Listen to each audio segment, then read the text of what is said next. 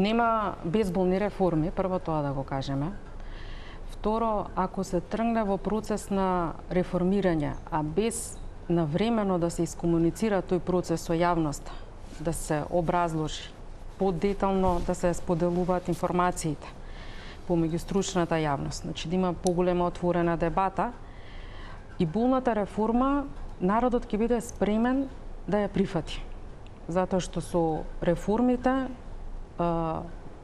човечки судбини се стават во прашање и на цели семејства. Тоа мора да биде јасно. Зборувам на најшироката основа. Понатаму, реформите се болни и за политичарите. Тука страдаат и нивните политички позиции. Во оваа реформа, мотивот да се реформира, треба јас да додадам и да се реорганизира јавната администрација, е оправдан. Навистина ние имаме голема, тромава јавна администрација. Малку станува, како да кажам, чудно и контрадикторно од една страна да имаме преголем број на вработени, оптеретени се јавните предпријатија, а клучни сектори во министерствата да кубурат со кадар. Тоа не е во ред.